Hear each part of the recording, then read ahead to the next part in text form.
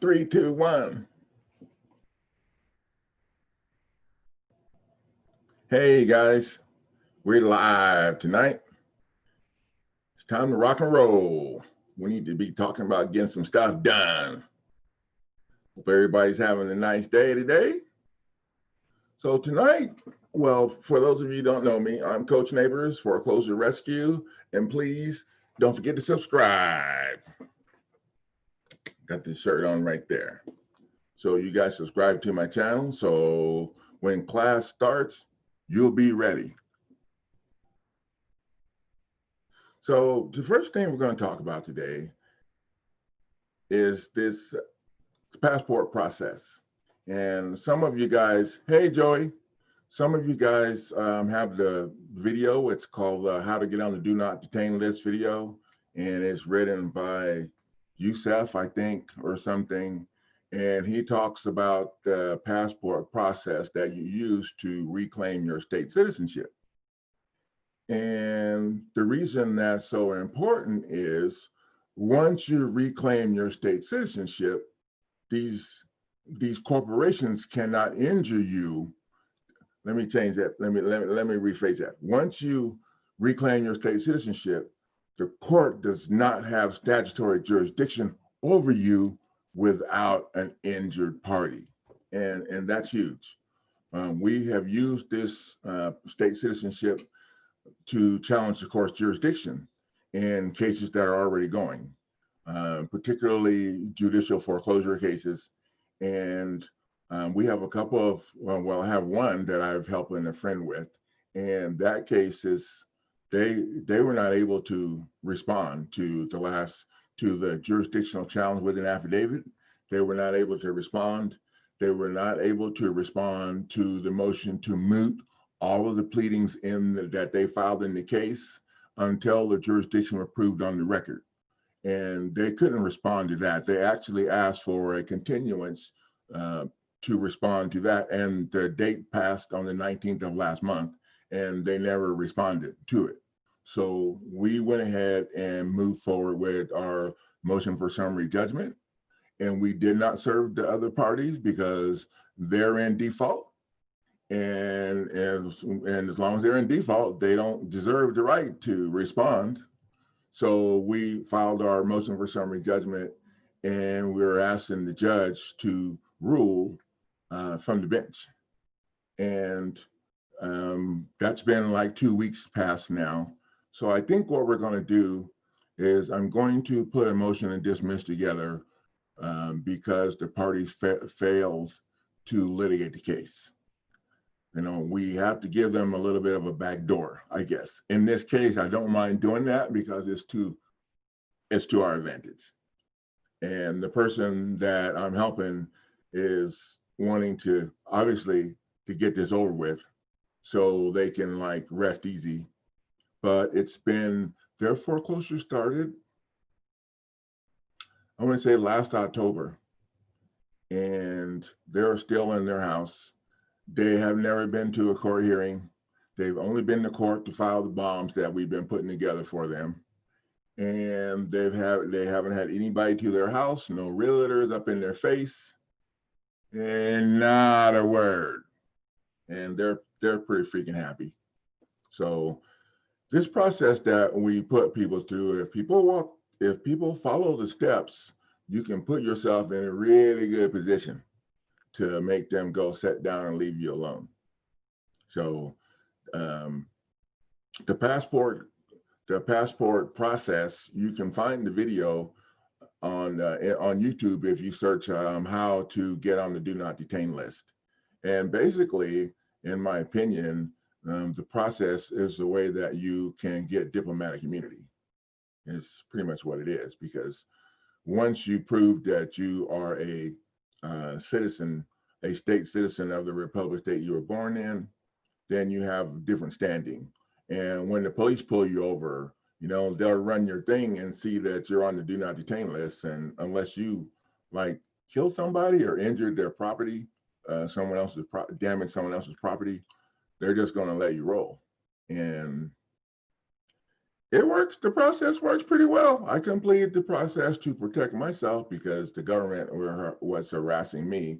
Well, the government started harassing me, and that's why I learned that's why I do what I do now. I learned what I needed to know to keep them out of my face and to protect my family.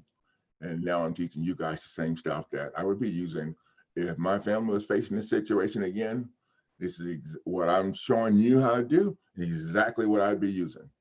As a matter of fact, some of the documents that you will get if you get in a position where you're going to have to get the judge in check, some of the documents that you're going to get already have my name on them because I used them. I made them for myself and I used them against the judge. And I'm still here helping because they were trying very, very, very diligently to get me to give up and shut down. And it's funny how it goes. Okay, the way they do stuff, they get you to consent, just like the property tax issue.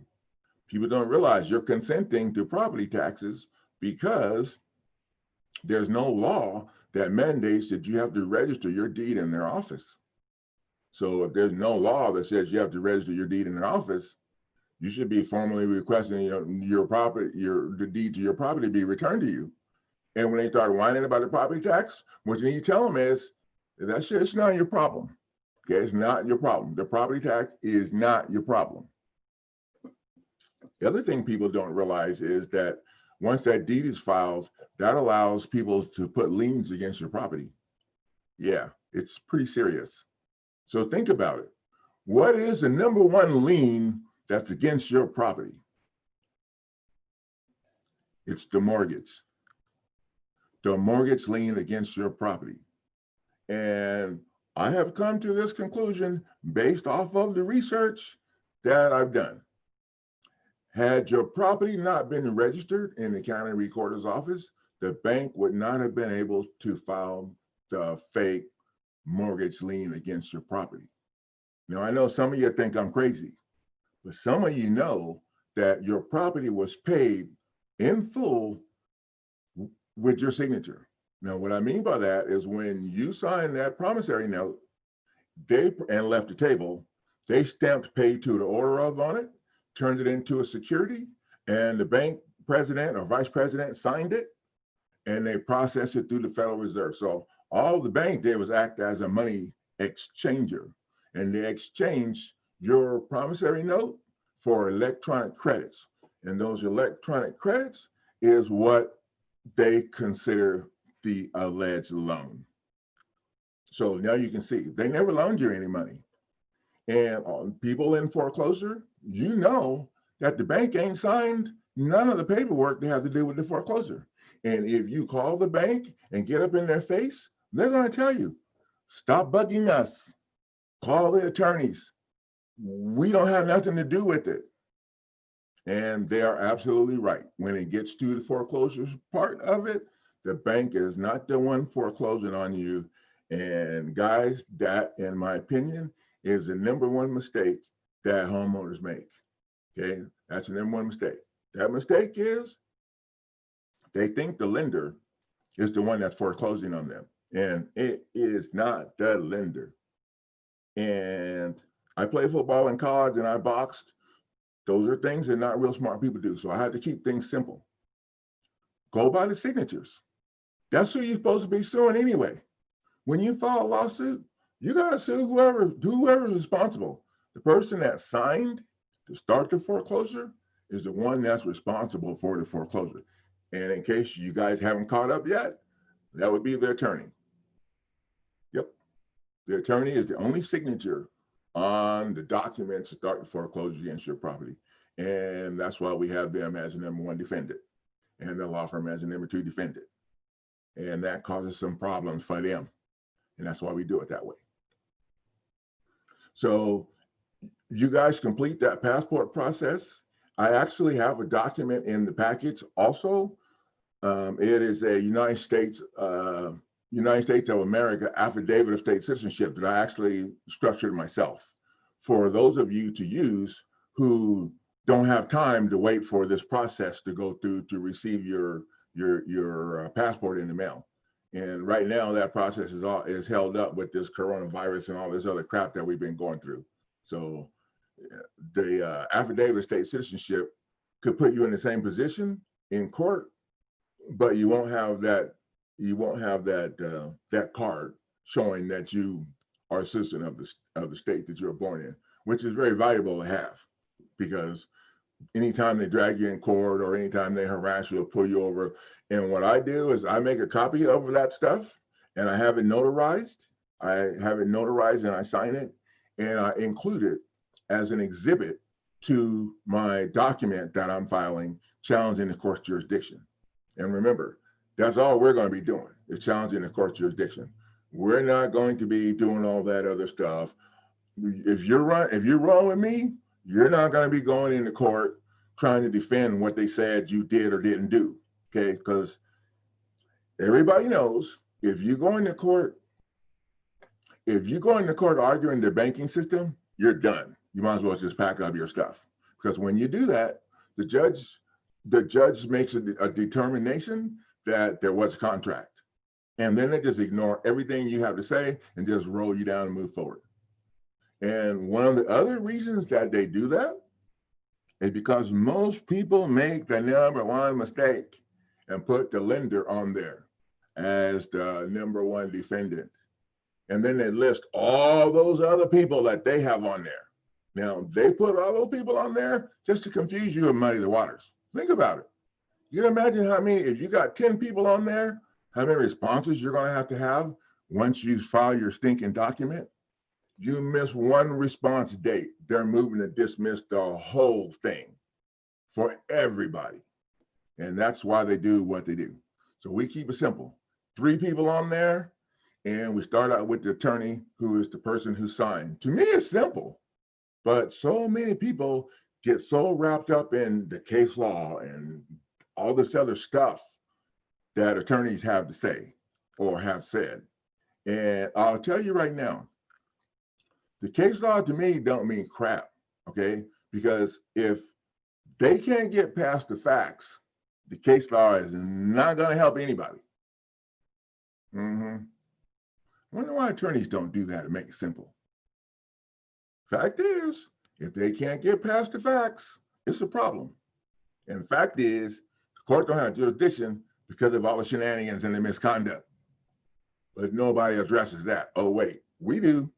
Yep. Instead of going into court arguing who paid or what servicer or any of that, shoot, you need to go into court addressing the misconduct. Oh, wait, we're not going to address that in state court because they're all buddies. We're moving to a higher court, federal court. And once you file in federal court, you'll know that the higher court has jurisdiction.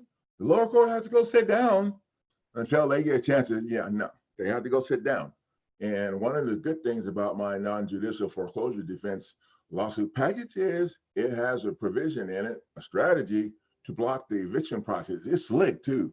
It's slick. All you got to do is, once they serve you the unlawful detainer, you take the motion to challenge eviction court's jurisdiction and you attach a file stamp copy of your title dispute, which is your lawsuit that you filed in federal court. After you file it, you want to refer to it as your title dispute. You attach a copy of your title dispute to that motion to challenge eviction court's jurisdiction, and you file it in eviction court.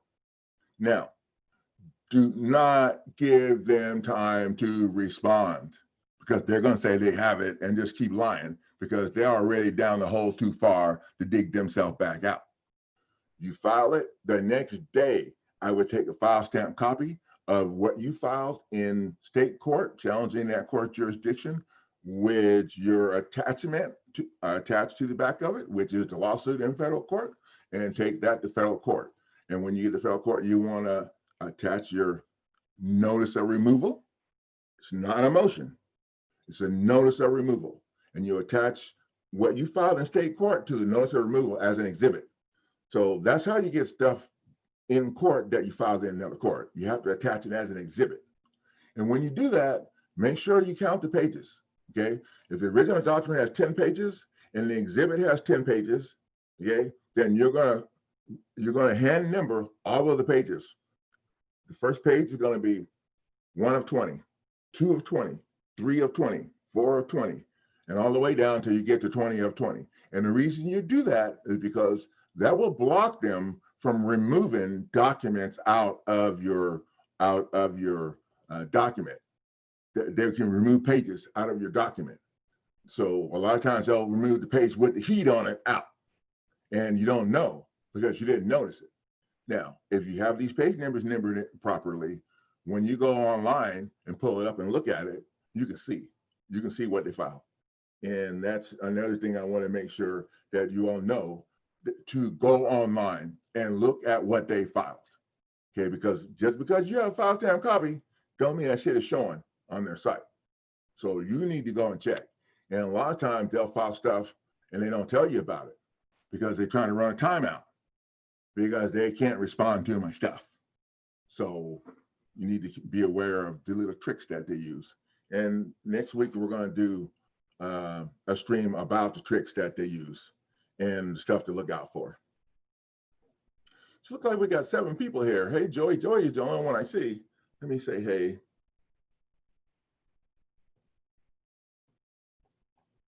Hey, everybody. You guys, let me know who's watching. Let me know who's here. I need to know who the real players are. The real players are the ones that come back to learn each time that we're on here doing stuff. Who knows? Maybe one day those real players might get something. Anyway, let's move on. So my new online course, I've talked about it a few times, got a few videos on it. One of the things that I want to say about it is that that new online course would be great for property owners or, hey, you're dead, Grandpa. Juan, what's up? Private. Hi, welcome. So the new online course would be great for property owners if you own property because you know that your renters are struggling with their income. And that new online course that I put together is structured to help investors take care of protect their properties. So that course is set up if you're a property owner or an investor and you want to learn how to protect your properties, or say you want to learn how to remove the property taxes from the properties that you're investing in, any of that stuff you can learn right here. We have the packages you need to get that stuff done with. So I want to make sure I throw that out there. I'm also going to add a new section to the online course. The online course title is Wrongful Foreclosure DIY, do it yourself. And I'm going to add a new section to that next week sometime. And that section is going to be about how to structure the lawsuit documents. So I've gone over how to personalize them, how to use them, how to, and everything, but I haven't actually talked to you guys about how I put them together and the process that we use for that. So I want you guys to be able to, from this course that you take, that you invest in, I want you to be able to get great value from it. As a matter of fact, the only limitations that the value that you get out of this course is only going to be limited by your goal and by the amount of time that you spend studying this stuff. Okay, because I want to provide in the course everything you need to do what I'm doing right now. Okay, at the end of the day, if you want to help other people, you will have everything you need to do that. Okay, and by the time you get done taking care of your own, hey, Stephen Johnson's here. Thank you, buddy, for showing up. Rock Solid Natural Health. Oh, got a lot of new people. This is great. So I want to provide in the online course everything that you guys need to do what I'm doing right now, helping people. So if you want to invest in a business and help people do this after you take care of your own stuff, then you'll have everything you need to do that. And you'll have in the lawsuit, in the course, I have the lawsuit, pretty much all the lawsuit packages that I have that have to deal with this foreclosure situation is in the course. And the main ones that I'm referring to are the ones that you're going to need to get up in the judge's face, to get up in the judge's face. Okay. Yeah, I don't really talk about that so much when people first call me or whatever, because when you're a big giant black guy, you're gonna be telling people right out the gate that I'm going to teach you how to kick the judge's butt, and people start freaking out. But that's what I'm going to teach you how to do, if that's necessary. Okay.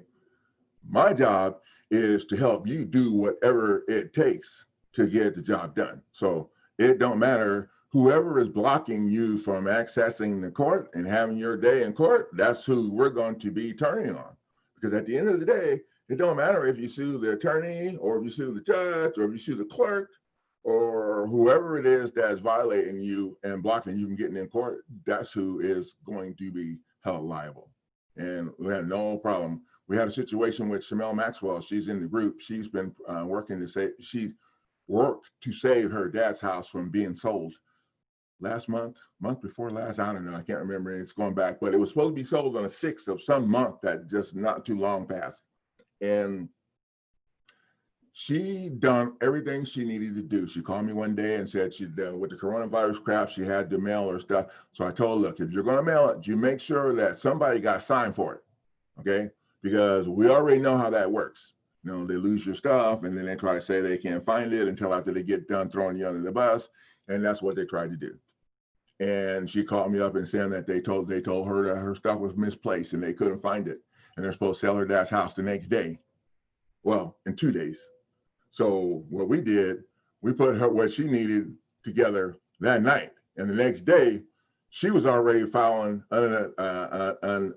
she amended her filing and added the guy who went and picked up the stuff from the post office, the guy who signed, because he should have made sure her stuff got filed the same day they picked it up. This file is 3 days later after they get done with no. So she took care of that business, and yeah, they straightened up. And they told her they sold her dad's house, but I told her don't worry about that, just stay focused on it. And she did. And her dad's still in his house, and it's not sold. I have people call me, and they are so worried about blocking the sale. Okay, blocking the sale, in my opinion, is not the #1 priority. Your #1 priority, hey Herb, your #1 priority is, especially if you're in a non-judicial foreclosure, your #1 priority is to make sure that you get your title dispute filed. And also on the #1 priority is to make sure that you have a strategy to block the eviction process. That's more important than blocking the sale. You need to have a strategy to block the eviction process. Now, with that being said, keep in mind, once you file your title dispute, you'll be able to use that title dispute to block all of that stuff. You also have a injunction and restraining order in the package. You have a motion for sanctions against the attorney in the package for like $2.5 million, in addition to your 5.5. So once you file that sanction motion, it's like filing a mini lawsuit inside of a big one. Yeah, attorneys don't do that, but we sure do. And they don't like it one bit. But I do. And I think that's more important, worrying about what your coach likes, because that way I don't have to blow the whistle and send y'all to the line to run. Okay, let's stay focused. So one of the other things that people need to understand, if you are a corporation or a business and you're looking to use my packages to defend your properties, is you have to understand that as a corporation, you are not allowed, you are prohibited from going into court to represent yourself. Now, I got a lady that's facing that right now. She's a corporation and she's going into court to represent herself. She's pretty nervous. And I told her, I said, look, you already jammed up the attorneys. They can't get nobody else to come in and help them. So their only choice the judge has is to allow them to proceed and defend their corporation in court themselves. So if the judge is going to allow them to do it, well, she said, oh, I never thought about that. Yeah. So there you go. Don't worry about it. But that is a concern that you have to consider, because the first thing that they're going to try to use is the fact that you're representing a corporation and you can't go into court because they can't stop what you will have. They can't put the fire out on the heat that you're bringing. So that's what they're going to use. So keep in mind, if you're in that situation, then you can just turn the table on them, because if the judge is going to allow them to go into court and represent themselves and their corporation, then he shouldn't have no problem with you. And I actually have a strategy in the lawsuit package.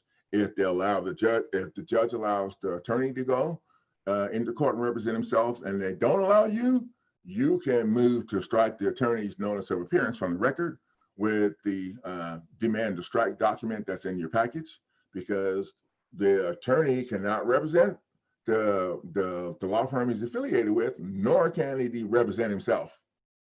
And so that's what you're going to do. Once you move to strike all of the pleadings the attorneys filed in court, now that's a problem for them. And if the judge allows them to go anyway, then we got the reconsideration package in there that you can file for reconsideration. And you attach a file stamp copy of the problem to the motion for reconsideration, and you stick that in their face. And then that same day or the next day, you can go back and file your motion to recuse the judge. And then you also have a notice of claim against the judge for violation of Administrative Procedures Act of 1946 and a bunch of other stuff. Now, the violation of the Administrative Procedures Act of 1946 is the bomb. And if you want to research that, you have to put in 1946, the Administrative Procedures Act of 1946. If you don't, you'll get Cornell Law Library watered down BS about some stupid crap that don't even make any sense. Now, the reason the Administrative Procedures Act of 1946 is so important is because it is a federal law, and I looked it up. It's actually enacted. It was enacted in 1946, and the reason for the law was to force these corporations to make sure that their policies and procedures are in line with the Constitution, and they are not. Now, keep in mind, this is an administrative situation, so you can't get money from it. But we have other stuff that we're claiming in the lawsuit for the money part. This part is what you can do to force the court to make them change their policies and procedures. And it's pretty powerful. I've used it a couple of times, and these people are like, what? And that's the lawsuit you have. You know, a lot of times people don't understand the power that they have. Knowledge is power. People don't understand the power that they have. And I was talking to a lady yesterday, and she got kind of grumpy with me, because every time I say, well, we can do this with, well, last time we did that, this happened. Last time we did that, this happened. Okay, look, lady, we're not going to be doing the same thing you did last time. So you can't compare past failures with future program that makes sense and is already kicking butt. And so we had a hard time communicating. And then she had a, I don't know, like nervous breakdown and left me this big old long thing. And I felt bad for her. And I explained to her that when I'm helping you and you are coming up with these what ifs, so we're not even getting out of the gate, then that's telling me that you're giving up. I'm sorry. And I just told her right out, that's telling me you're giving up. If you're being negative and doing all this stuff, that's telling me you're giving up. And if that's the case, then we're not going to work out too well, because I don't, I'm a coach. When the time you give up, it's time for you to leave the gym totally and don't even bother to go to the locker room. So that might be a little harsh, but that's the way I am. Okay, I don't have time to give up. I don't have time to be freaking out. People have a lot to do, and you don't understand how much power you have. But if you sit around and you think about what happened in the past, and that's going to happen now, and all this blah blah blah blah blah blah, you're just like kicking your own butt. And this is what the attorneys want you to do. So I ain't even got time for that. Stay focused. I told one guy, hey, if you look behind, you know how the story goes in the Bible. You're going to turn into a big old thing of salt, the pillar of salt lady or something. So you don't want to be looking behind you. You want to keep your eyes looking in front of you so you can see where you're going. Okay. In New Jersey, hey, Rock Solid Natural Health. Yeah, I'm on Hamilton Radio's station in New Jersey every Wednesday at 1 o'clock Central Time, which is 2 o'clock your time, I think.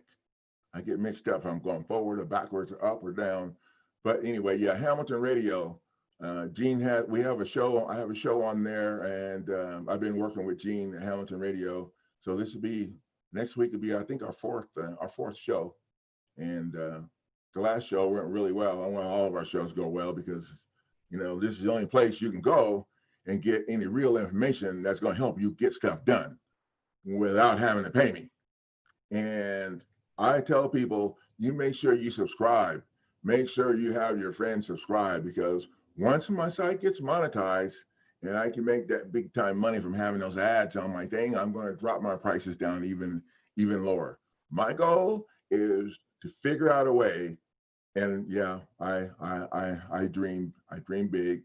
My goal is to figure out a way to have a program set up so anybody that has the courage to fight won't be turned away. Think about that. So with that big time money that I'll make monetizing my YouTube channel, I'll have a nice budget, and I can help people piss off some attorneys all over the place. And I'm looking forward to it. And this is the only place. Donovan Butt B. Sure, you can join the zoo, buddy. Welcome. And I'll tell you, my YouTube channel is the only one that I've seen where you can go to and actually get information that can help you right now. And that's what we're about. You know, I used to be about the documents and all that stuff until I found out it's really not about the documents. It's about monetizing your site. And that's going to put me in a position to help more people. That's what it's about. So that's what we're planning on doing. I had a guy message me yesterday or leave me a comment in the comment section down below one of the videos, and he said, thank you like 3 times. And he said, your videos helped me a lot when I thought I had no option. And so to me, that was boss. I was like, yeah, that's what I'm talking about. That's why I'm here. So I know what you guys are going through. I've been through it. I know what you're facing. I've been through it. Unfortunately, I didn't learn all this stuff quick enough to protect my family, but I can dang sure help you protect yours. And I'll tell you this, my goal, if this ever happened to my family again, I want to make sure that I know what I need to do to kick some butt, because I ain't going through that again. And that's why I'm here. And you can't be here if you have fear. I don't work well with people with fear. I only like to work with people who are willing to do whatever it takes to get this done. So the corporation thing and going into court is one thing that you guys got to consider if you're a property owner and you're going to be using my strategies and stuff to defend your property. One of the things I want to discuss, the reason that I don't want to hear all of the nuts and bolts about your case starting back from 2009 is because that's not what I'm going to be helping you work on. Now, people get really pissed at me when I don't want to hear their whole story. I don't need to hear the whole story, because we're not going to be working on your story. We're going to be working on something new over here, attacking the attorneys for the misconduct that put you in a position to where you needed to come and get help. That's what we're going to be attacking. And in a non-judicial foreclosure, the only things that I use from that I suggest in the instructions that you use from the lawsuit from the foreclosure is, in a judicial foreclosure, you want to use a notice of default letter, because that notice of default letter, it proves that the attorney signed to initiate the foreclosure. He signed on behalf of the trustee. And that is a big no-no. And that is a huge flaw that forces the attorney to not have any standing to be doing what he's doing. And the second thing in the non-judicial foreclosure is deed of trust, because the deed of trust has listed in who the trustee actually is. And the trustee is the one that should have signed the notice of default letter. See, I'm going to help you pick apart their processes that they use to throw people under the bus with. And that's what we do. That's a big problem right there. And we address that right out of the gate. So you guys keep that in mind. I don't go into court discussing all of the stuff they said you did or didn't do, okay? We ain't gonna go there. We're not even gonna discuss the banking side of things. What we're gonna do is go into court. We're going to go into a higher court and sue the attorney for coming after you unlawfully. So now you see, I don't need to hear all of that stuff. And believe me, I've been doing this for a long time, and I have heard a lot of stuff. And the thing is, while you're telling me all these things that really don't matter, my phone's ringing, and there's other people that need help. So if I cut you off, I'm not being rude, or I don't want you to think I don't care or have time. But what you need to understand is that I don't need to know all of that. All I need to know is that you're in foreclosure, if it's a judicial or non-judicial,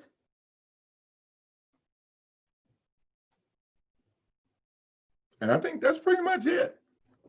The rest of the stuff is all, and people don't realize that their stuff, everybody uses the same documents because everybody has the same problem. Everybody has the same problem of the misconduct. It's the same. It's the same. The main misconduct is the same for everybody. So, and we're filed in federal court. That allows me to put these packages together and everybody can use them. Now, you do have to personalize it. You have to change the red, replace the red font with your information and turn that red font black. And everybody's doing the same thing and it's working. That's the big thing. It's working. So let's see, dropping knowledge. Yep, that's what we do, Herb, because we ain't playing. And I wanted to do something different. You know, I wanted to do something different. The reason I'm here is to help people. So people are poor and broke right now, especially with all this coronavirus crap going on. I could not imagine having a job in a business, you know, and the business having to shut down for freaking 2 months. Like, totally? Are you kidding me right now? So I know people are going to need help, and that's why we're here. You know, I give you guys this information for the people, for those of you who can put it on the paper and get it in court and make it work to help defend your, you know, great. That's what we're here for. For those of you who don't have time or the experience to do that, I have the lawsuit website with the lawsuit packages. I have the new online course that you can enroll in for $1,200. Actually, it's half price of $1,200 and it has everything you need: videos, lectures, all the resources. And you know, the lawsuit packages have been reduced from $850 to $500. Once the coronavirus started, I reduced that stuff too, so people could, you know, would be able to invest. And my goal was to, I have a lot of goals. My goal is to have a package with everything that you need. Because the way these attorneys do, they just nickel and dime you to death. And at the end of the day, you could spend $1 million, but if you can't afford the next document, then all your stuff gets kicked out to the curb and they throw you out the door. So my goal was to have everything in one package that you need to file the lawsuit, to defend the lawsuit, to attack the judge for the misconduct, to get after the attorney, the whole ball of wax. That's my goal, is put it all together. So the non-judicial foreclosure package, I think it has 16 documents in it right now. So that's, and people look at it and call me all freaking out. And I'll tell them, look, dude, Don't freak out when you see all those documents, because at the end of the day, you can only do one at a time, okay? One at a time. One document at a time, one step at a time, one at a time. Okay, you got the one thing. So that's what I tell people, one at a time. You don't have to file all the documents. You have to file one at a time. Well, maybe two, if you're filing the lawsuit and the restraining order at the same time. And the restraining order can't be filed unless you are facing harm and can prove to the court that you're about to be harmed. So your dead grandpa sub says, so attorneys are breaching the contract or committing perjury are liable to suit. Well, so your dead grandpa wants up the attorneys. The bank breached the contract because they didn't really make you a loan. So that part don't apply, but the rest of it applies. Yeah, they are committing perjury and they're liable for suit for $5.5 million. And people don't realize, I don't tell them, well, why are we suing the attorney? I had to, dude. And she's in a judicial court. I tell her, look on your document and you tell me who signed it. Well, it's signed by the attorney. So where's the bank signed at? The bank is not signed on here. So why do you think that the bank is coming after you? Because my attorney said, you cannot believe what the attorney said, because the attorney's gonna lie to you. And one of the ways to tell when the attorney's lying is you check and see if their mouth is moving. Actually, I asked my neighbor that one day. Do you know how to tell when an attorney's lying? She thought for a second and she said, he's breathing. I said, holy crap. That was a slick ass answer. Remind me not to mess with you. So yeah, and that's why we add them to the lawsuit as the number one defendant. Your dead grandpa. That's why we add them, because the attorney is the one that's coming after you, acting as a third-party debt collector. On the front of that lawsuit, it says that the lender is the one that's the plaintiff. That's a fatal flaw, because the lender is not the plaintiff. And if that was the case, the lender would have signed, somebody from that bank would have signed. It would have been the same guy who signed the promissory note to steal your loan. Yep. Think about it. If nobody signed from the bank, then I don't know why I would think that the bank is the one coming after me. Well, of course, I already know not to believe what attorneys have to say. So, a lot of people in this situation haven't figured that out yet. I hope they had, but some have not figured it out yet.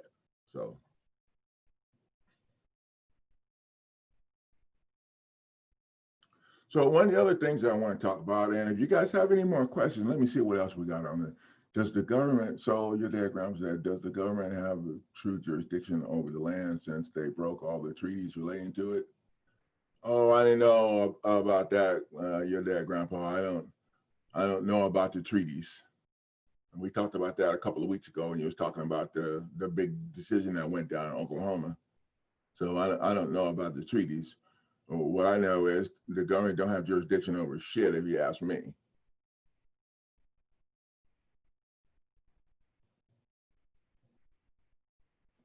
So Rock Solid Natural Health said everyone's going to face that excuse for jurisdiction. I'm not sure. I'm not sure what you mean, Rock Solid Natural Health. Everyone's going to face that excuse for jurisdiction. I'm looking. Can you elaborate on that? Oh, okay. Let me read your top one here. I need to get used to this. This thing moves. The attorney state he has jurisdiction because of the power of attorney. That there's that the excuse how to stop. Oh, that's the excuse. How do we stop that? That excuse for jurisdiction. So Rock Solid Natural Health, the attorney states he has jurisdiction because of the power of attorney. So are you talking in a foreclosure situation, Rock Solid Natural Health?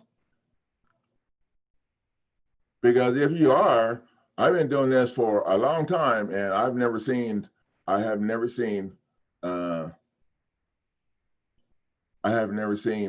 the power of attorney that's given from the bank to the attorney to have the attorney do the foreclosure. There's no power of attorney. I've never seen no power of attorney.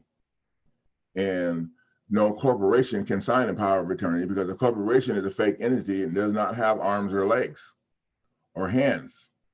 And that's part of the fraud going into court. And we address that in the lawsuit.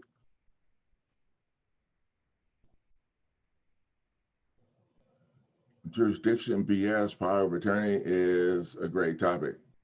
Well, I don't know. I think the jurisdiction is the best topic because there is no power of attorney. And it ain't about the attorneys, it's about challenging the court, because the court don't have the authority to move on anything unless all of the stuff that got the court jurisdiction has been placed is in place, and that's never the case. As a matter of fact, rock solid health. As a matter of fact, in a judicial foreclosure, the main thing that I would attack is the fact that the statute used to provide the court with jurisdiction to do the foreclosure does not contain the 3 elements necessary to be considered a valid law. In order for something to be considered a valid law, and this is from the Constitution of each state and the federal Constitution, there have to be 3 elements. There has to be an enacting clause, there has to be a title, and has to be a body. Without all of those 3 elements, it's not considered a valid law. So revised statutes and codes don't have any of that. They're considered an invalid law, as far as I'm concerned. And you can look up what a statute is. The statute is actually a rule from the corporation. It ain't a law. And I actually did a video, a couple of videos back to address that. And I actually pulled up on a share screen and showed you guys the definition of a statute, the definition of a code, and definition of an ordinance. And all of those things don't have the elements necessary to be considered a valid law. So that'd be where I would start at. You gotta start at jurisdiction at the gate. This attorney, I don't know, you can say attorney is jurisdiction is BS, and I don't understand that. But I'm the one that's teaching the class, and I'm the coach here, so I'm going to go with what I said. I don't think jurisdiction is BS. There is no power of attorney in a foreclosure that I've seen.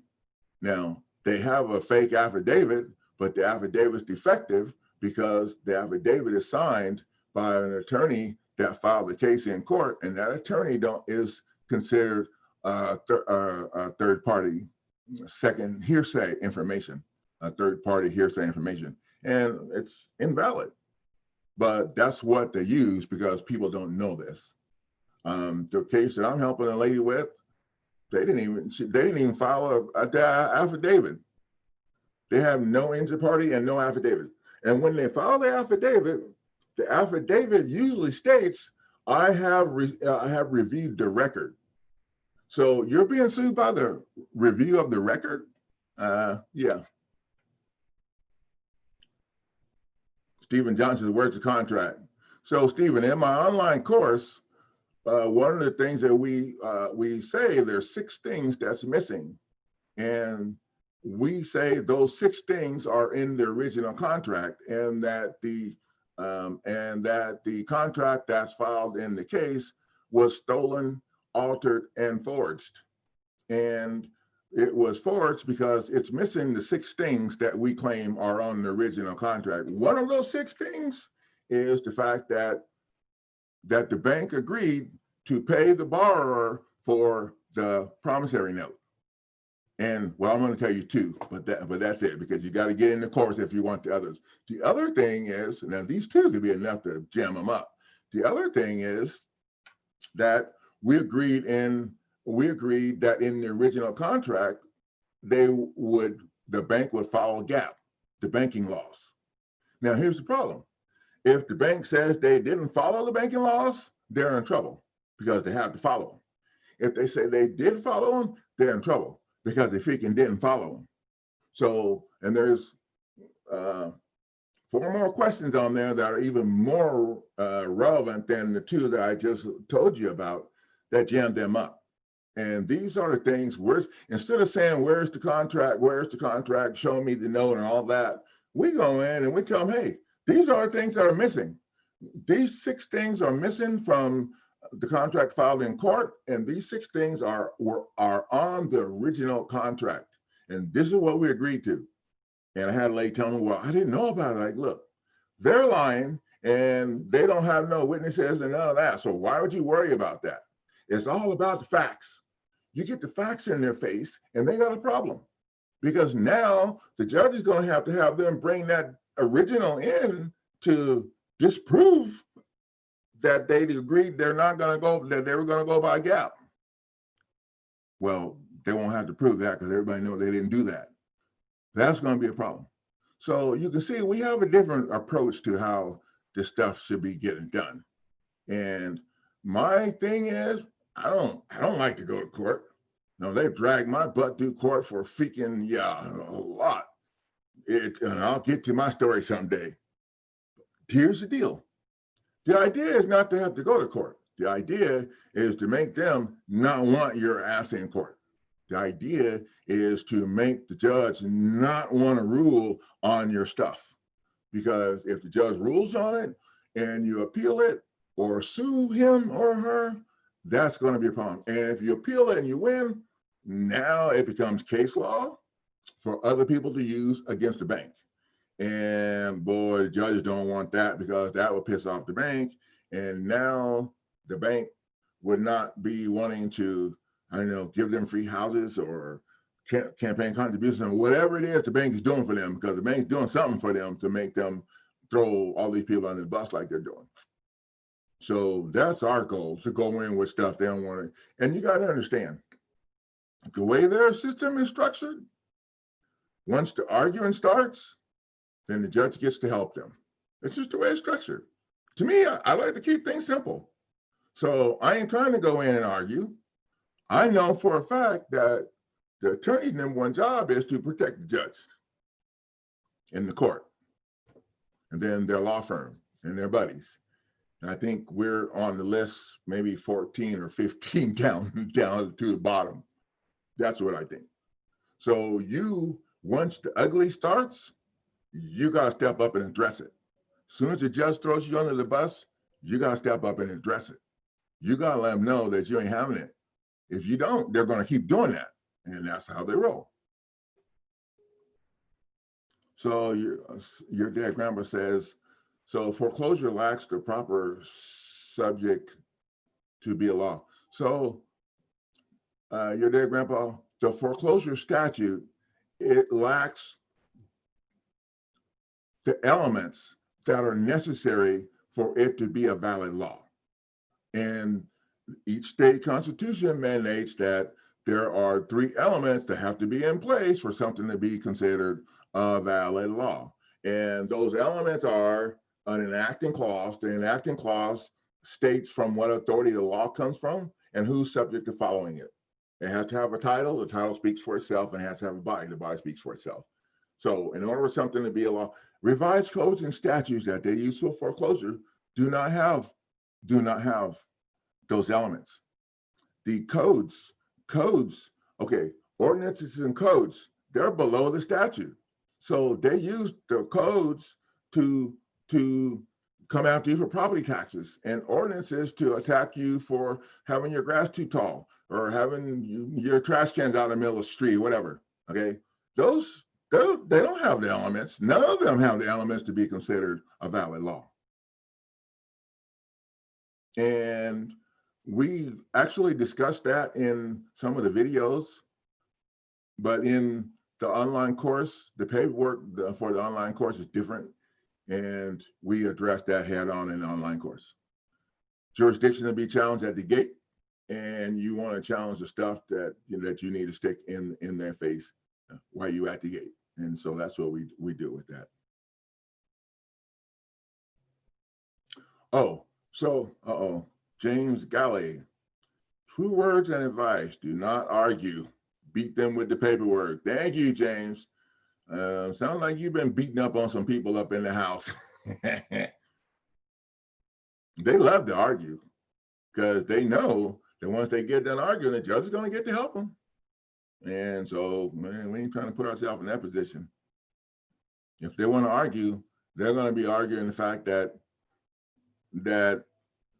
my demand to strike their stuff is jamming them up, and they need to go sit the hell down and get out of somebody's face. And if the bank assigns a person to sign off on your debt, they're lying about paying you for the promissory note and would be lying about being the lender and liable to the suit. Well, that's true, but we're still talking about the bank. The bank don't have nothing to do with it, your dad, grandpa. And for you guys facing this shit, if you don't get this down and understand that the bank don't have nothing to do with it. So don't even worry about the bank assigning anything or none of that stuff. Go after the person who signed the stinking thing to start the foreclosure against your house.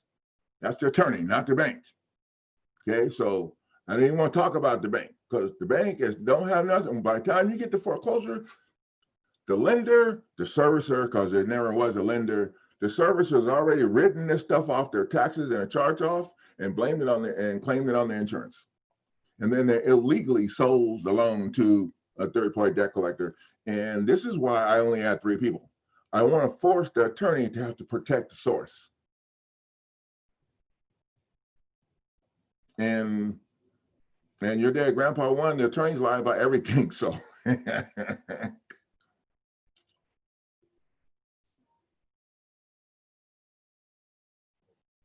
so I've never seen a power of attorney in foreclosure. If anybody has the power of attorney in foreclosure, I'd sure like to see a copy of it, because I've never seen the power of attorney in foreclosure. They don't cross their T's and dot the I's. They don't care because they're sloppy. Attorneys are sloppy as hell because they're just so used to mowing everybody over.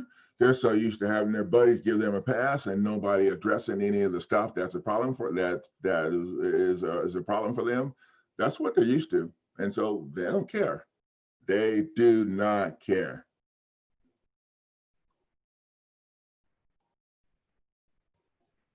So one of the things I wanted to mention too is please, please, please, please, if you invest in my program and you file your stuff, don't call me the same day you get something from the court maxed out, okay? Don't call me maxed out. Call me a couple of days later or after you've had an opportunity to figure out what it is that they sent you and what your game plan is going to be going forward, okay? That's when you can call me. Now, I'll know from talking to you and you telling me the name of whatever it was, what's going on, and I'll know if your game plan fits the strategy to take care of that problem. And that'll tell me how well you're doing. My job is not to make this easy for you, okay? So don't call me, hey, can you send me this? No, look it up, go find it. My job is to help you learn how to stay in your house. And it's not to make it easy for you. So I don't want to hear all of the max. Call me after you figure out what it is. I'm not an attorney, okay? And I can't teach you how to do it if I'm doing it for you. And believe me, I won't be doing it for you. You need to figure it out. Google those words you don't understand. Google them. Google what it is. Google everything you can find on Google or YouTube. Okay, that's what my kids tell me. So far, ain't been shit I haven't been able to find on YouTube. Google it.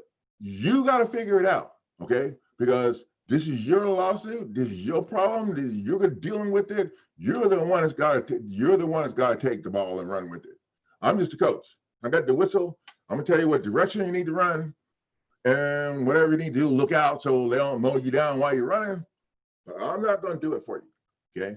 So you guys, if you invest in my program, you might as well be aware of that.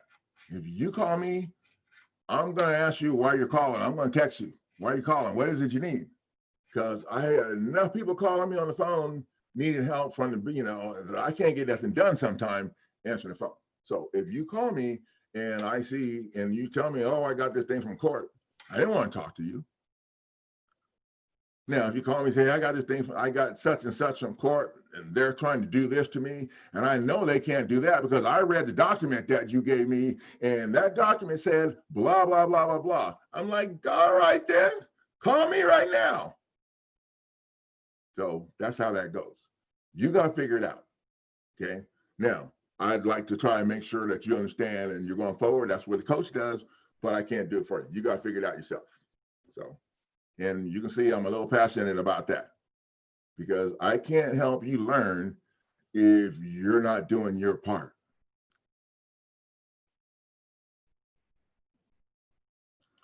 So your dead grandpa said, and if the bank assigns a person, thank you, I understand the power and the ability to sue whatever physical person is sent to collect on the debt. Yep, whoever signs. That's who you want. You want whoever signs. And that's all I want whoever signs, because that's the person that you need to be looking at. If you go in after the lender and all these other people that they have listed on the thing, they're just going to laugh at you. They're going to let you flop around in court till you run out of money, and then they're going to kick your butt to the door. And they're going to say, dismiss your case for failure to state a claim under Rule 12B. Believe me, I know. I've had a lot of them dismissed under that rule. I know. I'm just going to throw it on the table. But I learned, and you see right now, there's nobody dismissing the stuff that people are buying from me on the merits. They're trying to dismiss it with all the shenanigans and stuff going on the background. And that's what we're learning how to address. Now, we address that stuff in our YouTube videos too. All those 80 videos I have are videos about stuff that happened to people that's trying to file their stuff and what you need to learn to get around all of them, what you need to know. That's what all those videos are for. And when you look at the video, the first section of the title is what I need to have my video ranked so YouTube shows it. The second section of the title is more about what the video is about. Now, the video is about kind of the first section too, but the second section is more precise what you're going to learn in that video. And that's the way I have to do it because my channel is really small. And this foreclosure thing, there's a bunch of people trying to get people to call them so they can take your money. So that moves me down on the list because they have more people on their site because they've been ripping people off longer than I've been helping people. So you might keep that in mind, even when you're searching out. My YouTube channel has the videos sectioned in playlists. So I have a playlist for tips and strategies. I have a playlist for strategies in court. I have a playlist for the instructional videos. I have a playlist for eliminate property tax videos. So if you can figure out what the playlists are, then that'll get you in the group of videos that you need to be watching. So that's kind of a tip to help you out when you go to my YouTube channel. I had a lady ask me the other day, well, I don't know what it looks like where you're at, because I'm barely learning how to do this myself. And when I say that, I'm sure people have realized that I've had a live stream and then it took me like 2 more hours to figure out how to end the stream. And the problem was when it ended, the little window popped up, but it was behind some other screens that were open and I didn't see it, and it wouldn't let me go any further. So I spent all this time messing with it, and finally I figured it out. And then I figured out that you got to close it up, then you got to go through the YouTube editor thing to actually end the stream. So you can stop it here in Zoom, but you still got to go through. Okay, so for you guys already may know that, but I'm just learning it. So that's about all I have for tonight. I'm just checking over the questions to make sure that I didn't miss anything. Looks like we had 9 people tonight, so that's a few more, and we got some new people, so that's great. Well, thank you, new people. I am going to try and be on here every Saturday and Monday, and I'm also on YouTube, usually on Monday, or tomorrow I'll probably be on YouTube, or excuse me, on Facebook. Probably be on Facebook tomorrow. So I have a private group, and Stephen Johnson says, I'll do whatever it takes to take them for all the money I can. Well, I understand that, buddy. I have on the lawsuit package 5.5 million, but I had somebody, I don't know if it was Joey. I had somebody told me last week they upped theirs to 13 million. I was like, damn, I'm gonna up my game a little bit. I'm still at 5, but that's the deal. You can put whatever on it you want, because at the end of the day, I had a guy tell me one day, so how can you do 5.5 million? Because the rules say that you have to do like 3 times the whatever, you know? I was like, dude, who made those rules? Well, I don't know, the attorneys. So why would I follow the rules the attorneys made when they're the one trying to kick my ass? I don't know, that don't make sense to me. So he said, well, I said, so here's the deal with me though, okay? The 5.5 million is won't even touch what I watched my wife and family go through, suffering through this whole process. No, it don't even touch it. I said, but if you want to put yours down to like 50,000, he's like, oh, no, no, no, I'm going to leave it at 5.5. Okay, but that's up to you. You can change that if you want to, but most people feel the same way I feel about it.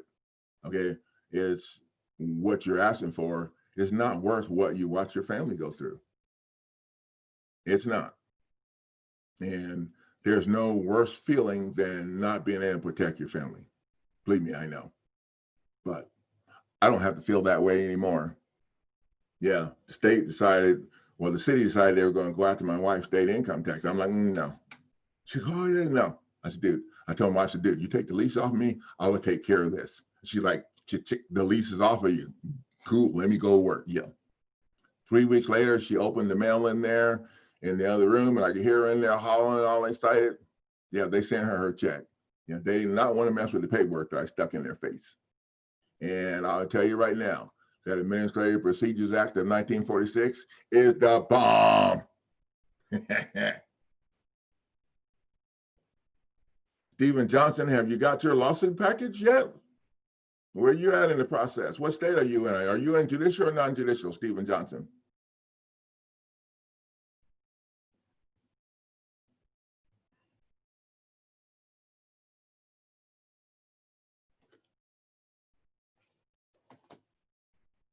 Let me leave the link here.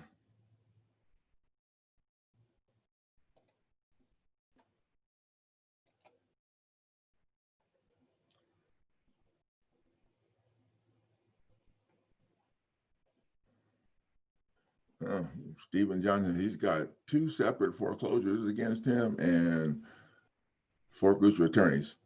Judicial or non-judicial, Stephen?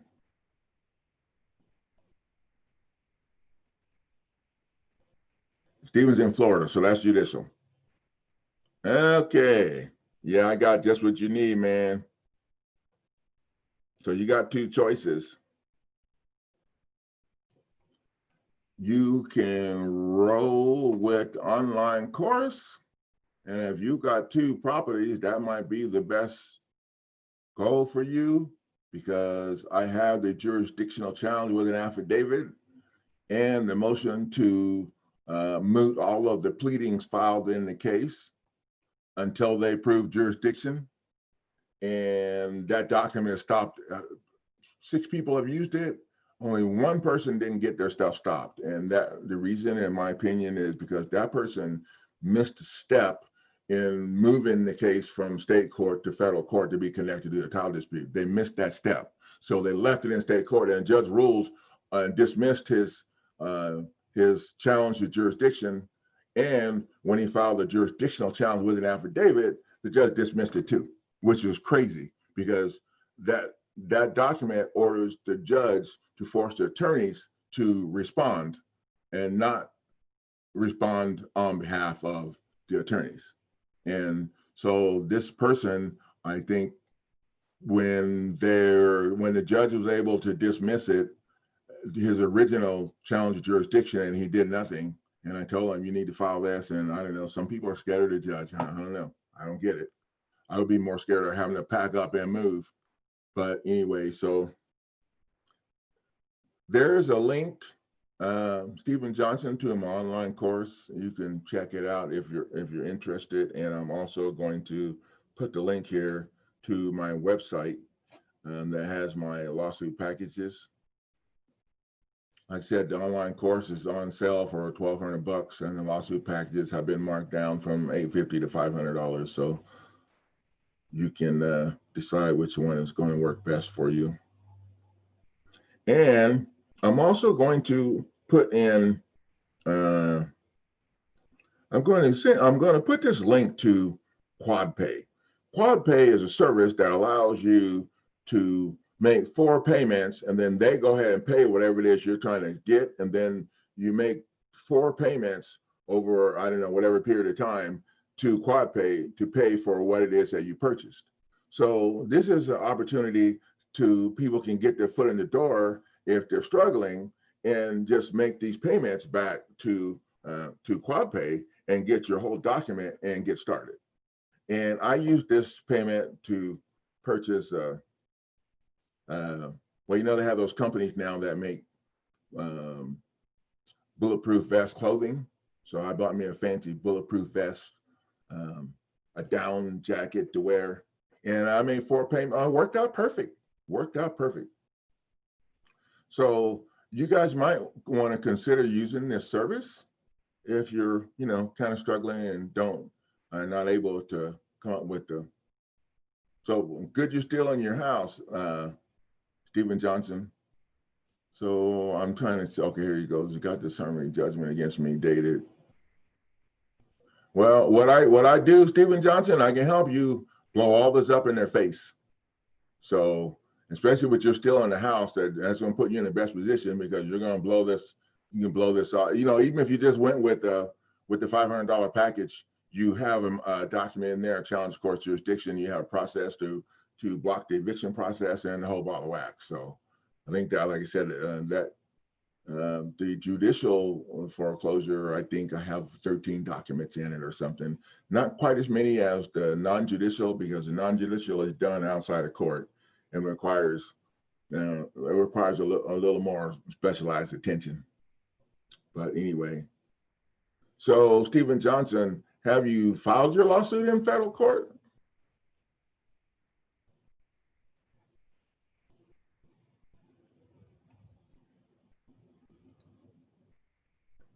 Now, I'm also going to give you guys a link to my property tax package, just in case anybody out there is dealing with that issue.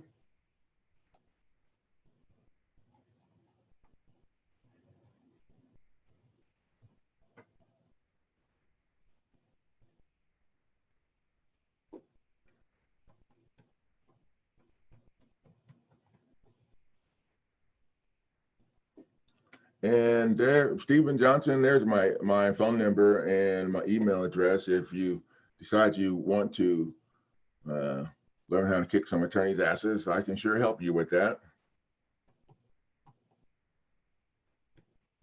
When in courts, and the number 1, when in courts. Oops, no, I don't have that right. COURTS 1. When in courts 1 at Gmail. When in courts 1 at gmail.com. And there's my email address.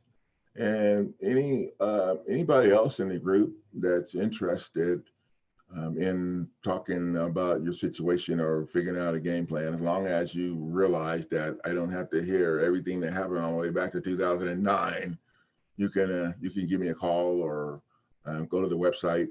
I like to have people go to the website. If you're interested in the lawsuit packages, I like to have people go to the website and review the website. Scroll down to the disclaimer, scroll down past the videos to the, scroll down to the questions and answers section, and that'll help you understand what I do and what my responsibilities are, what your responsibilities are, and the disclaimer. And then it's a whole lot easier for us to sit down and talk then, because then when you call me, we're going forward with the strategy. because you've already watched the videos. So all of those rookie questions are answered in the videos. So I don't have to go over all of them. And it's easier to watch them on the video because the video took a lot of time to put them together. And you know, or not the video, the questions and answers section. It took me some time to formulate that based off of the stuff that people have been asking. So I would not remember to go over all of those questions in the middle of a phone conversation while I'm already working on something on a document on the computer or whatever. So it's easier to go through and see all that and take a look at the videos, take a look at the stuff, and then see what we do. And then that way, when you call me, you already know what's going down. You already know what you got to do. You've already looked at the instructional video. Yeah, I have a playlist with instructional videos for if you're in a non-judicial foreclosure, then you can look at the non-judicial instructional video and see all of the documents that we're going to use and what you got to do, fill them out so that you can make sure that you make your determination of whether or not you can do this, so you don't get in the program and then start freaking out and then have me blow the whistle in your face and send you to the bench. Okay. I'm sorry, I'm becoming a coach again. But that works out a lot better. So Stephen Johnson, can I call you this weekend? Yeah, Stephen, so you can call me anytime after lunch. So I'm in Central Time. So anytime after 1 o'clock is a good time to call me, because I'm usually between 1 and 5, I'm usually working. And then between 5 and 7, I'm usually cooking something for dinner because I like to eat, and my wife's mean and makes me cook all the time. Okay, I wonder if she's listening. Anyway, well, I'll find out if she's listening later. So I'm usually cooking dinner in between 5 and 7. And then after that, I'm usually back on the computer working until whatever hour of the night that I go to bed, which is pretty late. So you can call me anytime, but I'm just not a morning person. So please don't call me in the morning unless you have an emergency and you're headed to court and have questions or something. And then you might text me and say, I have questions, I'm headed to court, and it's an emergency. And if you cry wolf too many times, then I'm going to send you a phone call over to the spammers. No, not your number, just the call. Okay, never mind. So you can call me Stephen Johnson anytime. You can call me tomorrow, anytime after 1 o'clock, and I'll be here working. But do your homework first. And when you call me, remember, we're going to talk about going forward with the thing that you need to kick their butt. We're not going to spend a whole lot of time talking about all the stuff that you went through. Okay. We're going to, and then I can like explain to you a little more detail about how things roll. You'll need to make your decision if you're going to go with the lawsuit package or if you're going to go with the online course. And if you got two that are burning right now, I think you probably would be better off with the online course, because you're going to need to have everything from A to Z, and you're going to need to be able to go back and review stuff, because when you get the first one under control, the second one may be a little bit different, and you may have to go back and review everything to make sure you don't miss steps. So it's nice to have all of the videos in the online course lined out.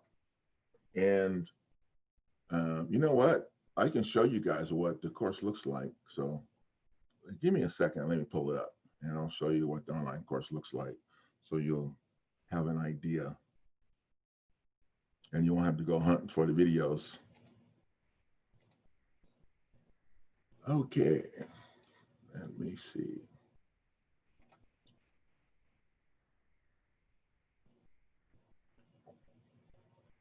So I need to share.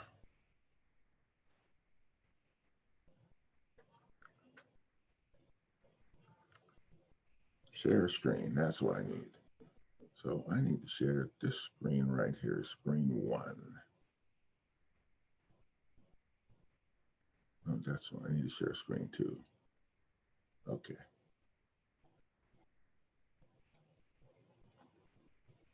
Okay, now, no, I don't. Nope, I'm sharing the wrong screen, but that's okay, because I'll just do this and pull it down here. There. Let's make it easy for us. So this is what my online course looks like at the beginning of it.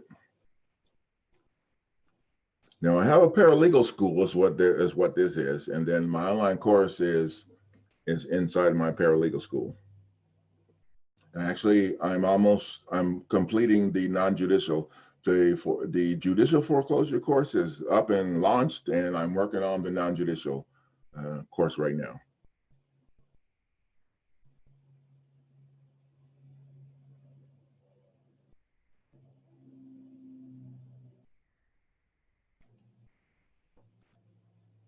So let's see here.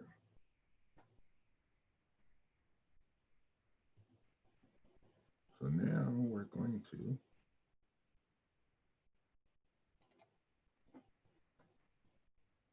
open up the course curriculum.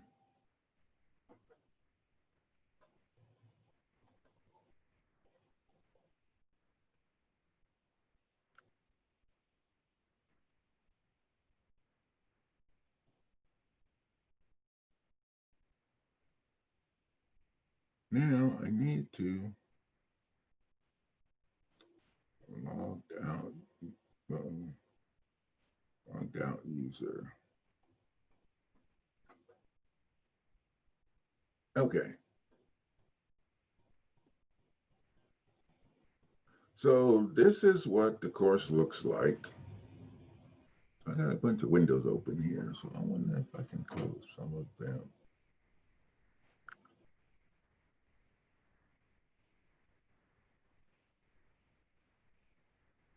I'm still learning how to do this share screen situation.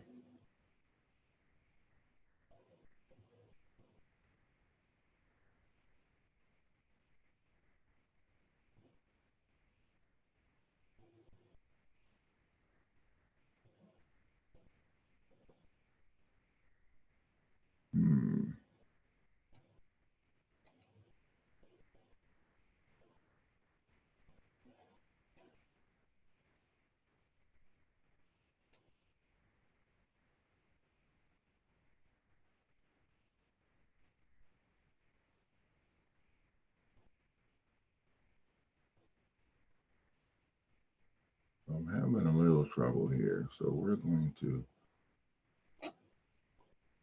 change this.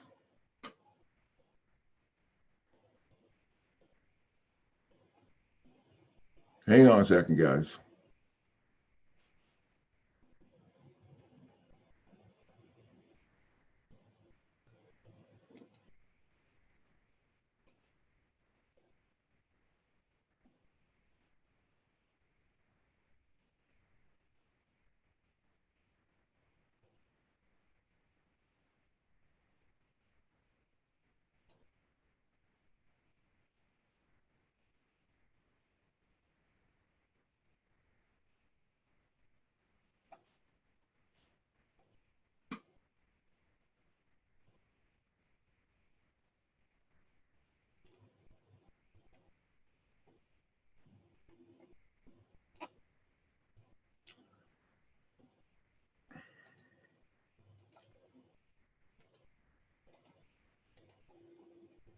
Okay, see if we can make this work. I'm not sure what screen is showing.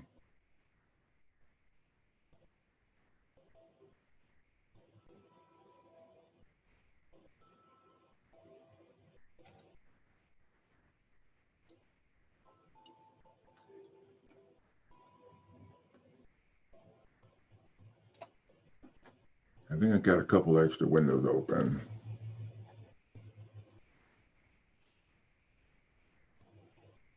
Okay, I think we're going to just close this up and try to do this over again. And you guys see can you explain exactly what the program is and how it works for the online course? Is it live? Is it interactive? I'm going to put it up here. The course actually, Rock Solid Natural Health it's not live, it's videos and lectures and resources that you need, and I provide all of the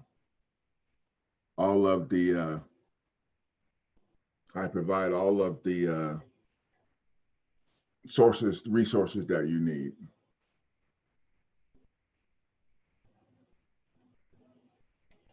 So I'm going to stop the share for a minute because I'm a little confused on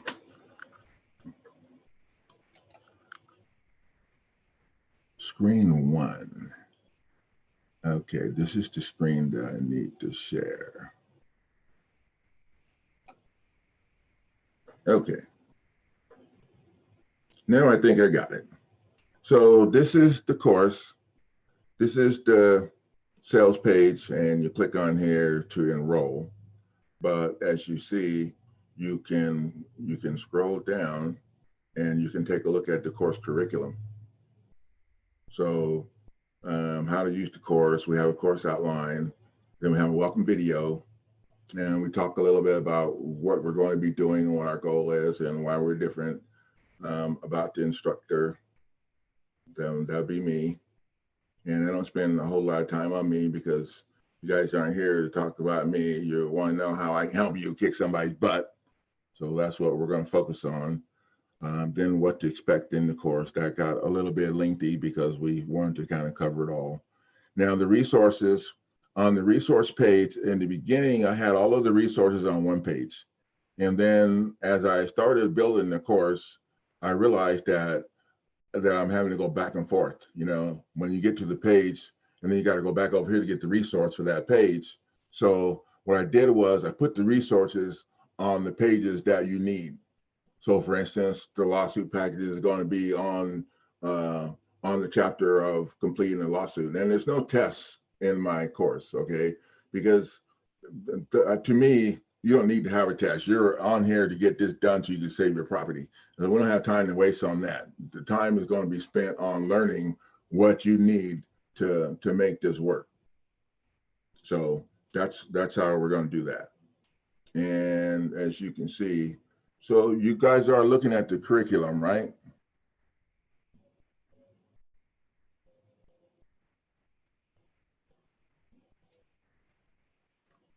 Are you guys looking at the curriculum here, the online course curriculum? Somebody give me a shout out, let me know.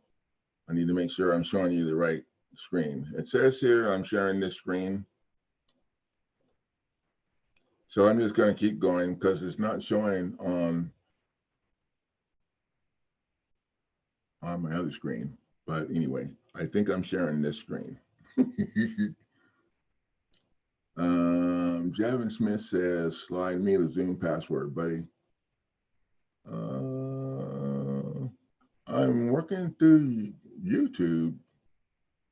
So if you're seeing me now, then you're good. I'm not sure what password that you need. Okay, cool. Thanks, Stephen Johnson. So, okay, so we're going to go ahead for a little about the instructor, the resources, the banker's ultimate fear. There's a chapter in one of the main resources that I gave you that you'll get in this online course is the banker's secret manual. And in that PDF, I think it's like 256 pages or something. In that PDF, there's a section called the banker's ultimate fear or something to that effect. And in that section, I actually got the information that I'm using, the main information that I'm using in the online course documents that make these documents different than the documents in the lawsuit packages. So I had to step up and upgrade these, you know, to provide more additional value since we're charging more for them. But we're also having the videos and stuff for each section. And the lawsuit package, the videos come, and like say the video for the lawsuit, you only get to see like the first page. Now I don't open it up and show the whole video because then people will type it up and you wouldn't need me. So, but in the online course, we go through all of the pages and I review them. And while I'm reviewing them, I talk about the things that you need to be looking out for or you need to be aware of for filing that document. So it's really important to make sure, and I have the course set up where you can't skip around. And the reason I have it set up that way, because if you skip around, in the end, you're going to be calling me, asking me stuff that you missed. And then you're going to get sent to the bench because yeah, okay, so you got that. So you can see we have a section on tips and strategies. Now, you can see these are videos. Now, they're YouTube videos. These are resources. That's video. Set yourselves up for your appeal in the beginning of the lawsuit. That's video. The magistrate judge does not have jurisdiction without your consent. That is a big problem for a lot of people, and they don't realize that. And the Rooker-Feldman doctrine, had a guy that was facing that, and he had the judge's order, and I took it and smashed the judge's order. The Rooker-Feldman doctrine is ridiculous, and people freak out. The Rooker-Feldman doctrine pretty much they use in back east to block people from getting in court, the people who haven't done their homework. If you do your homework and you look up the Rooker-Feldman doctrine, you'll find out that doctrine was put together to block the plaintiff who lost in state court from using federal court as an appeals court. Okay, and here's the thing. You weren't the plaintiff in state court, and they know it, but they use this shit to throw in people's face because no one does the homework, and people freak out and give up. So the things you need to know, and one of the things we talk about, the first document in the course, the first documents that you're going to file are going to be the jurisdictional challenge with an affidavit, and the motion to moot all of the documents that the attorneys filed in the foreclosure case against your property. And you're moving to moot all of their stuff until they prove jurisdiction on the record. And no one has been able to do that yet. I put this document together and I put it for $200 so people in the group can use it so I can see how they respond to it, if they could respond to it. And it's working beautifully. That is the two documents you're going to file first. So basically, in the online course, what you're going to do is blow up their case in state court in their face, and then you're going to file your lawsuit in federal court, and you're going to add file stamp copies of the fact that they couldn't respond to what you just filed in state court to your federal lawsuit as an exhibit to show that they're full of crap and they shouldn't have been filing that crap against you in the first place. And you can just ask them for a judgment, because the attorneys ain't going to be able to argue. And now you're throwing on the table the jurisdiction issue that you challenged over here they couldn't respond to. That's on the table now to let the federal court know that they didn't have jurisdiction, you challenged it, and they couldn't respond. And now we don't have to go through all this process and all these hearings and all this other crap because you already kicked their ass. I know, sweet, ain't it? I think about this stuff all the time.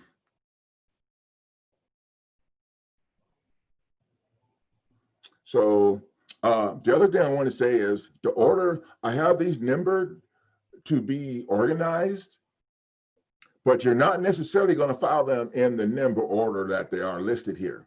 So don't get hung up on that, because what you're going to have to do is you're going to have to file them depending on how they respond. And the documents, the videos walk you through all of that. Now, I will have a couple of Zoom meetings. I mean, once I get a group full of people where it has value to have a meeting, then we can have Zoom meetings to talk about so part of it will be live, because we'll be having meetings to talk about the obstacles people are running into or whatever. I don't know I've got this wrapped up pretty tight. So I don't know what obstacles they're going to, but I know they're going to be throwing some sketchy shit on the table. So, and that's the plan, but that'll be after I get the course. Right now I only have one person enrolled in the course, and that person is an investor who is looking to not only protect his properties, but the investor is also looking to help people in foreclosure. He invests in their property and rents it out and helps them do things to help prevent the foreclosure from taking place. So, and he's a pretty good dude. He's pretty excited. I was hoping to have my review by now, but he hasn't had a chance to review all the documents or whatever. And when I ask for a review, I'm not asking anybody to say that anything won, okay? Because to win something means that the judge is going to give you some shit, and that ain't never going to happen. Okay, when I ask for a review, I'm asking for a review of the documents that they're real and that they're fire. And I also ask people to follow up, because when you come to the table with my stuff, they're not going to want to answer it. I can tell you right now, they are not going to want to answer it. It's going to be time to call a timeout. So it's not fair to me to make me wait and have other people not see that the stuff was badass and cause the attorneys to take a time out. Remember, the number one goal for me is not to help you win. The number one goal for me is to help you learn how to stay in your house. Okay, that's the number one goal. The number two goal is to help you learn how to stay in your house with a strategy to block the eviction process. Now, the foreclosure stuff the lawsuit stuff is going to be up to you guys to handle, because I'm not an attorney and I don't have time to stick around for all that. What I do know is at the end of the day, when you back them in the corner, they're not going to be able to go forward. And so I had a guy ask me one day, so you mean it's just nothing's ever going to happen? I was like, well, if you want to have the judge rule on your stuff and say if you win or lose, you should hire an attorney. That's what I tell him. And think about it. If the goal is for you to stay in your house, the longer it goes, the longer you're staying in your house. And that's the way this goes. The longer it goes, the longer you stand in your house, the better chance you have of being where you want to be when this gets to the end of the road.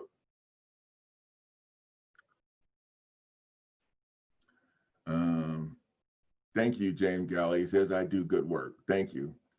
I'm very particular about what I do. I don't post stuff or make documents that I don't feel like I know exactly what's going on with. So, because this, your credibility, man, once your credibility gets trashed in a toilet, then you're done. In this business, you're done. And I have a lot of attorneys that attack me. They attack my ads and my Facebook posts and attack my stuff. And it don't take me too long to make them go sit down and shut the hell up. So I've done my homework. Rock solid natural house. Yes, it is how our questions taken as we are learning. Yeah, and that's great, because if you don't have questions, as a coach, I'm wondering how things are going to go. Because if you don't have questions, then that means everything's going good and you shouldn't be here. So you should always have questions. But if you do have questions for me, apparently I get a little bit bent out of shape if people call me who invested in a lawsuit package and they tell me, hey, I have questions. And I ask them, so what's your questions? And the first thing they say is, well, my attorney friend said, no. Apparently I get a little pissed off when people do that to me, because my very next question is, okay, dude, are you in or are you out? Because you can't be both. And if you're going to worry about what the attorney's saying, then you need to go and you need to have the attorney help you, because you can't do both. And, people, I guess it pisses me off because the attorney is the one that's signing the stuff and ripping them off. The attorney is the one that's ripping you off. And people are going to believe what they say. And I had a lady tell me one day, well, a lot of people on the internet rip you off. And I was like, well, ma'am, I'm not those people, number one.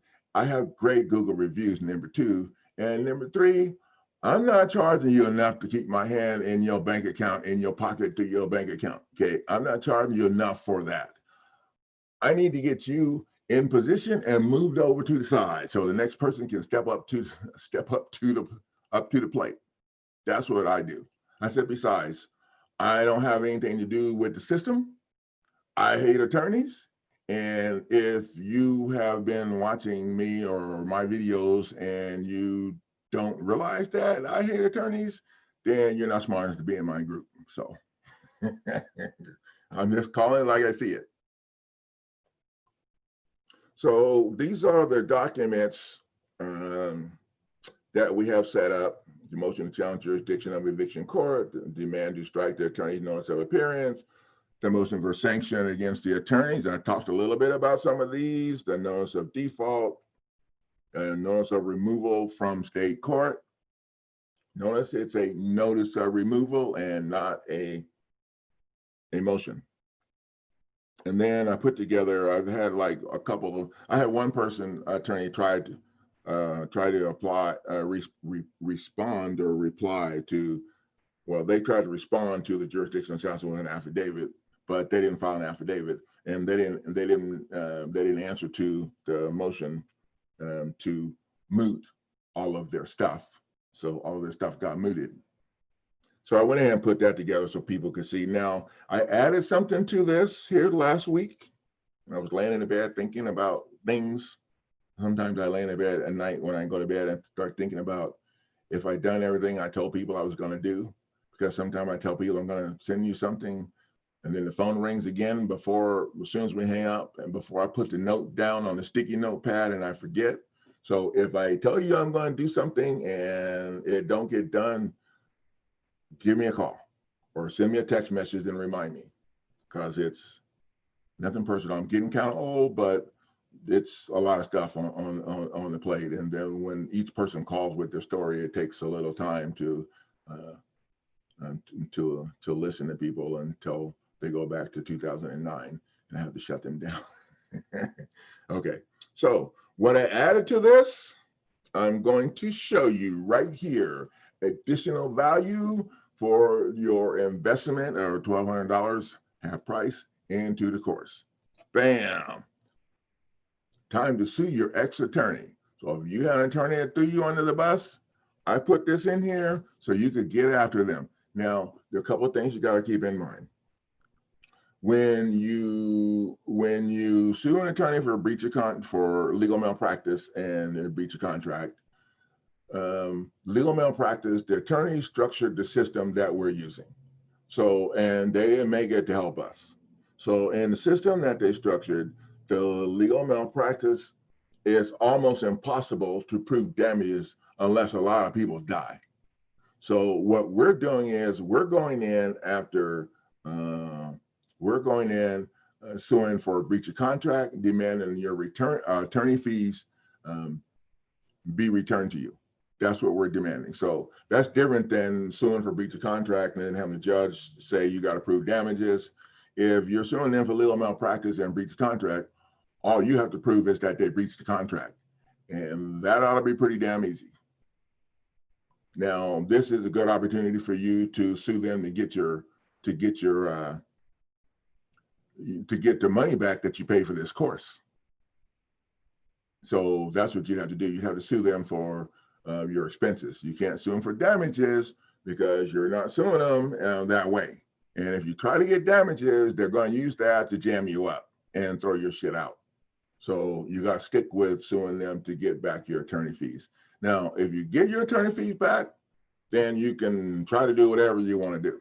But I think if you can get your attorney fees back, that would be outstanding and something that no one's ever done before. So that's kind of like how I like to roll, doing stuff nobody's ever done before. And I'm going to add one more section to this lawsuit course. And that section is going to outline how I structure the documents that you just saw me list here. Because I want to make sure that you guys get full value out of the course. And I want to make sure that that when you invest in this course, the value that you get is only limited by your imagination, by your goal, and by the time that you spend studying this stuff.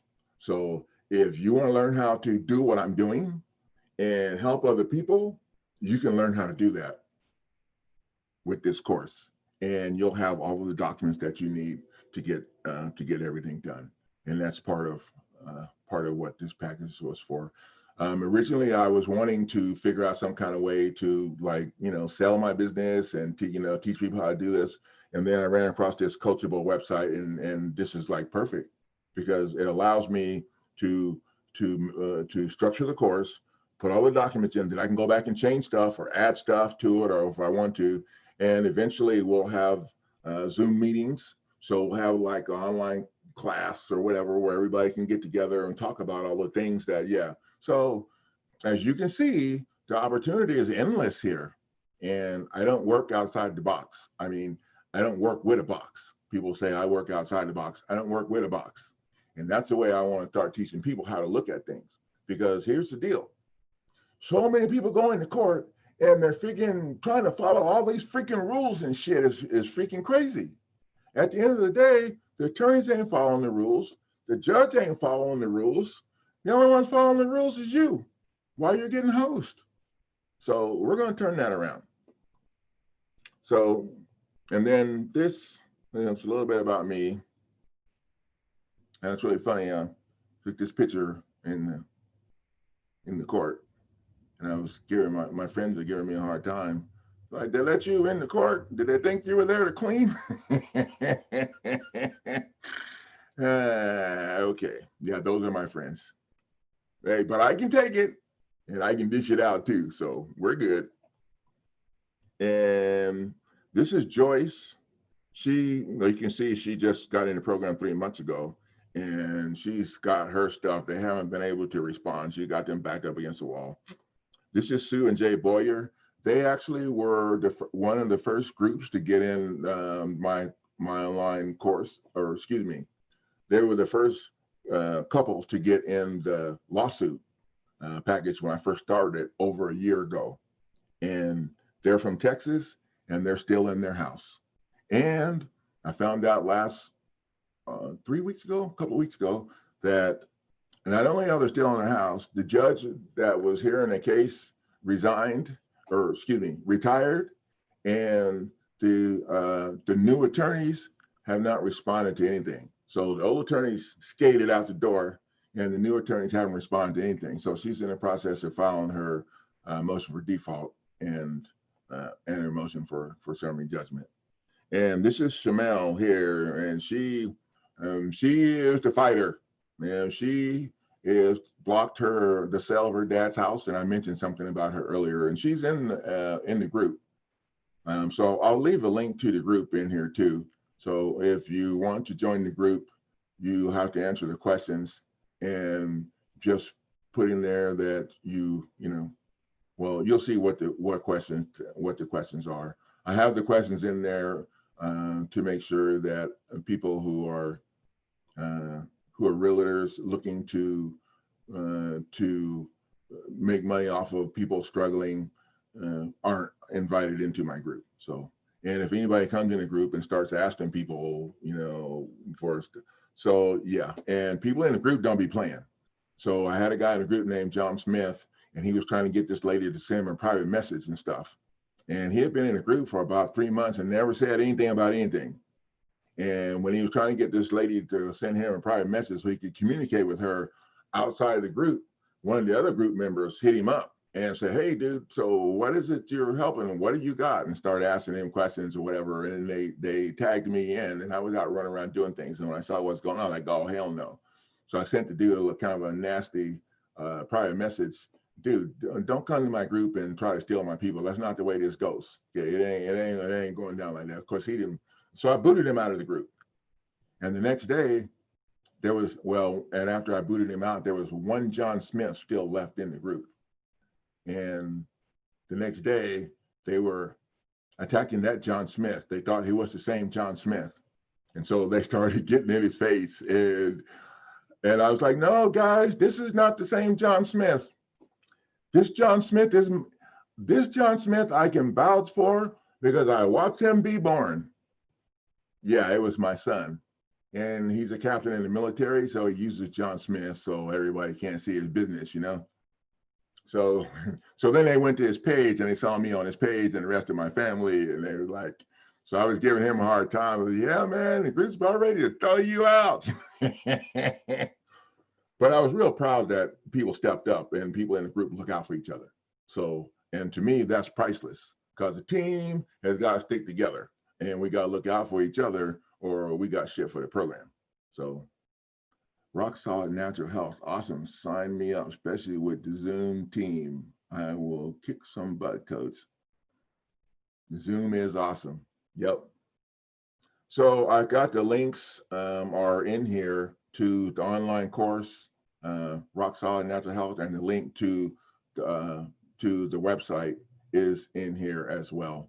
So you just have to decide what you want to do. As you see, I don't really push people to sign up or join because I didn't want to work with people unless they're 100% ready to kick ass and do whatever it takes.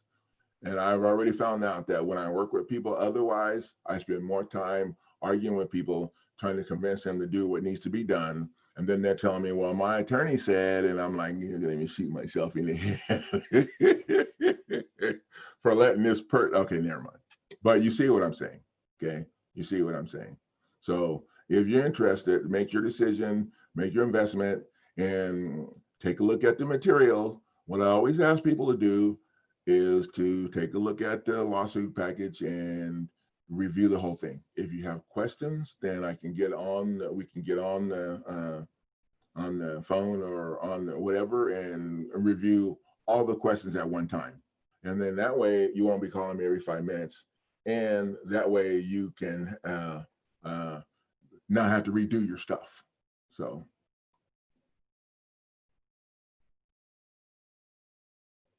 How then do we ask for the 5.5 million?